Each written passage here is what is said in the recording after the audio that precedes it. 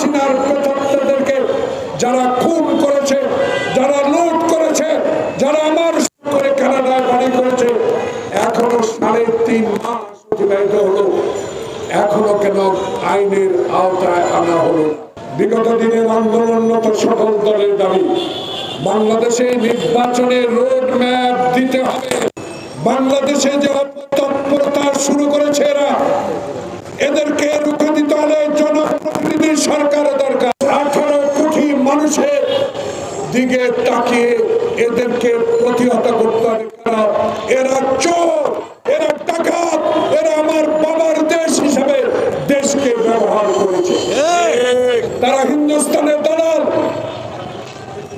তারা ভারতের দালাল, তারা ভারত থেকে আমার অধিকার আদায় করতে পারে নাই, আমার পানি আনতে পারে না, যারা ফেলানির লাশের বিচার করতে পারে না, যারা বাংলাদেশের গণতন্ত্র প্রতিষ্ঠা আমাদেরকে সহযোগিতা করবে না, বরং এই দেশটাকে অঙ্গরাজ্য বানাবার হীন প্রচেষ্টার বিরুদ্ধে রুখে দাঁড়াবার জন্য আমরা প্রস্তুত আছি, প্রস্তুত ইনশাআল্লাহ থাকবো।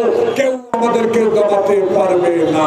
আমরা সবাই ঐক্যবদ্ধভাবে থেকে সকল ষড়যন্ত্র প্রতিহত করি, বাংলাদেশের গণতন্ত্র উদ্ধার করি, বাংলাদেশে এমন একটা নির্বাচন দিই যে নির্বাচন দিনই হবে, যে নির্বাচনের মধ্যে দিয়ে বাংলাদেশের সত্যিকার অর্থে মানুষ ভোট দিয়ে নিজের প্রতিনিধি নির্বাচিত করতে পারবে।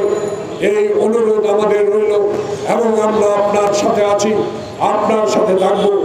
আপনি শুধু বলে দেন বাংলাদেশের রাজনীতি হবে গণতন্ত্রের রাজনীতি, অতীতের আওয়ামী লীগের রাজনীতি নয়।